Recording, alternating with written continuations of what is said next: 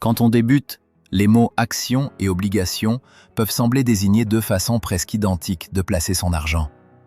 Pourtant, derrière ces deux mots, la relation n'est pas la même. Avec une action, vous achetez une petite part d'une entreprise. Avec une obligation, vous prêtez de l'argent à un émetteur. Cette différence change la manière de gagner de l'argent, les risques acceptés et ce qui peut arriver si l'entreprise rencontre des difficultés. Dans cette vidéo, nous allons partir de zéro. Nous verrons ce qu'est une action, ce qu'est une obligation, comment chacune peut produire un rendement, pourquoi leur prix peut varier et quel rôle elles peuvent jouer dans un portefeuille. À la fin, vous pourrez les distinguer sans avoir besoin de maîtriser un vocabulaire financier compliqué. Bienvenue. Ici, nous expliquons simplement la finance, les entreprises et l'investissement. Cette vidéo est proposée uniquement à des fins éducatives. Elle ne constitue pas un conseil financier personnalisé. Commençons par les actions. Une action représente une fraction du capital d'une entreprise. En achetant une action, vous devenez actionnaire. Autrement dit, vous détenez une toute petite partie de cette société. Imaginez une entreprise comme un grand gâteau découpé en millions de parts. Chaque action correspond à une part. Si vous en achetez une, vous ne possédez évidemment pas le bâtiment, une machine ou un bureau précis. Vous détenez une fraction de l'ensemble de l'entreprise. Certaines actions donnent également le droit de voter sur des décisions importantes. Une action peut produire un gain de deux manières principales. La première est la hausse du cours. Si l'entreprise progresse et si les investisseurs pensent que son avenir sera favorable, le prix de l'action peut monter. L'actionnaire peut alors la revendre plus cher qu'il ne l'a achetée. La différence constitue une plus-value. La seconde manière est le dividende. Certaines entreprises distribuent une partie de leurs bénéfices aux actionnaires. Le dividende est généralement versé en argent, mais il n'est jamais automatique.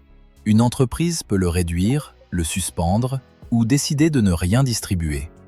Les sociétés en forte croissance conservent souvent leurs bénéfices pour financer de nouveaux produits, ouvrir des sites ou se développer sur de nouveaux marchés. Elles peuvent donc ne verser aucun dividende, même si leur activité se porte bien. Pourquoi le prix d'une action bouge-t-il autant? Parce qu'il dépend à la fois de la situation actuelle de l'entreprise et de ce que les investisseurs imaginent pour la suite. Les bénéfices, les ventes, la dette, la concurrence, l'état de l'économie, les taux d'intérêt et les nouvelles concernant le secteur peuvent tous influencer le cours. Prenons un exemple simple. Lina investit 2 000 € dans les actions d'une entreprise de logiciels. Quelques mois plus tard, cette entreprise présente un produit qui rencontre un grand succès.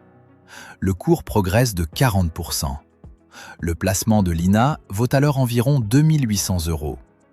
Si elle vend à ce moment-là, son gain brut est de 800 € avant les éventuels frais et impôts. Mais le mouvement inverse est également possible. Si le produit échoue ou si le marché traverse une forte baisse, le cours peut perdre 30%. Dans ce cas, les 2 000 € de Lina ne valent plus qu'environ 1 400 €. Voilà pourquoi les actions peuvent offrir un potentiel de progression important, mais aussi subir de fortes variations, surtout sur une courte période. Le rendement n'est jamais garanti, et une entreprise peut même perdre l'essentiel de sa valeur. Passons maintenant aux obligations. Une obligation ne représente pas une part de propriété, elle représente une dette. Lorsque vous achetez une obligation, vous prêtez de l'argent à un émetteur. Cet émetteur peut être une entreprise, un État, une collectivité publique ou une autre organisation. En échange, l'émetteur s'engage normalement à vous verser des intérêts selon les conditions prévues, puis à vous rembourser la valeur nominale à une date déterminée. 3 notions permettent de comprendre une obligation simple. La valeur nominale est le montant qui doit être remboursé à l'échéance. Le coupon est l'intérêt versé au détenteur de l'obligation. L'échéance est la date à laquelle l'emprunt arrive à son terme et où le capital doit être remboursé, si l'émetteur respecte ses engagements. Prenons une obligation à taux fixe d'une valeur nominale de 1 000 €. Son coupon annuel est de 5% et sa durée est de 10 ans. Cela signifie qu'elle verse 50 € d'intérêt par an. Au terme des 10 années, l'émetteur rembourse également les 1 000 € de valeur nominale. cet exemple ne tient pas compte des frais, des impôts, ni d'un éventuel défaut de paiement. Jusqu'ici, le fonctionnement paraît très stable. Pourtant, le prix de l'obligation peut changer si elle est vendue sur le marché avant son échéance. La raison principale est l'évolution des taux d'intérêt. Reprenons notre obligation qui verse 50 € par an. Imaginons que les taux du marché montent et que de nouvelles obligations comparables proposent maintenant 6%. Pour 1 000 €, elle verse 60 € par an. L'ancienne obligation, qui ne verse que 50 € devient moins intéressante.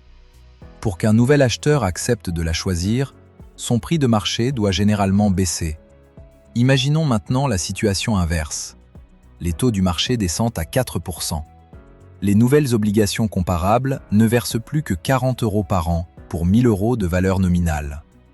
L'ancienne obligation continue de verser 50 €. Elle devient donc plus attractive, et des acheteurs peuvent accepter de payer plus de 1 000 € pour l'obtenir. La règle à retenir est la suivante. Lorsque les taux d'intérêt montent, le prix des obligations à taux fixe tend à baisser. Lorsque les taux baissent, leur prix tend à monter. Cette relation concerne surtout la valeur de marché avant l'échéance. Si le détenteur conserve une obligation simple jusqu'à son terme et si l'émetteur rembourse comme prévu, il reçoit la valeur nominale annoncée. En revanche, s'il doit vendre plus tôt, le prix obtenu peut être supérieur ou inférieur au prix payé. Une formule permet de calculer ce prix plus précisément. Son idée générale est simple. Le prix correspond à la valeur actuelle des coupons futurs et du remboursement final. Lorsque le rendement exigé par le marché augmente, cette valeur diminue. Les obligations peuvent sembler plus prévisibles que les actions, mais elles ne sont pas sans risque. Le premier risque est le risque de défaut. L'émetteur peut rencontrer des difficultés et ne plus être capable de verser les intérêts ou de rembourser le capital. Une obligation offrant un taux très élevé peut justement signaler un risque plus important. Le deuxième est le risque de taux. Si les taux augmentent, la valeur de marché d'une obligation à taux fixe peut diminuer. L'effet est généralement plus marqué lorsque l'échéance est lointaine. Le troisième est le risque d'inflation. Si les prix augmentent rapidement alors que le coupon reste fixe, les intérêts reçus permettent d'acheter moins de biens et de services. Le montant versé ne change pas, mais son pouvoir d'achat diminue. Nous pouvons maintenant comparer clairement les actions et les obligations. Première différence, votre position. Avec une action, vous êtes copropriétaire d'une petite partie de l'entreprise. Avec une obligation, vous êtes son créancier. Vous lui avez prêté de l'argent. Deuxième différence, la source du rendement. Une action peut produire une plus-value si son cours augmente, ainsi qu'un dividende si l'entreprise décide d'en verser un. Une obligation prévoit généralement des coupons et le remboursement de sa valeur nominale à l'échéance. Troisième différence, la priorité en cas de graves difficultés. Si une entreprise est liquidée, les créanciers sont normalement remboursés avant les actionnaires. Les actionnaires passent après les dettes et peuvent ne rien récupérer. Cela ne garantit pas pour autant que tous les détenteurs d'obligations seront intégralement remboursés. Quatrième différence, le comportement du prix. Le prix d'une action dépend fortement des résultats futurs attendus et peut varier rapidement. Le prix d'une obligation dépend notamment des taux d'intérêt, de la durée restante et de la capacité de remboursement de l'émetteur. Cinquième différence, le potentiel et le risque. Les actions sont souvent utilisées pour rechercher une croissance à long terme avec des fluctuations qui peuvent être importantes. Certaines obligations sont utilisées pour rechercher des revenus plus prévisibles ou réduire les variations d'un portefeuille. Mais le niveau de risque dépend toujours du titre précis. Une obligation fragile peut être beaucoup plus risquée qu'une action solide. Dans la réalité, de nombreux portefeuilles combinent plusieurs types de placements. C'est l'un des principes de la diversification. L'idée n'est pas de trouver une proportion universelle entre actions et obligations. Cette proportion dépend de la situation de chaque personne, de ses objectifs, du temps disponible avant d'avoir besoin de l'argent, de sa stabilité financière et de sa capacité à supporter une baisse. Deux personnes du même âge peuvent donc choisir des répartitions très différentes.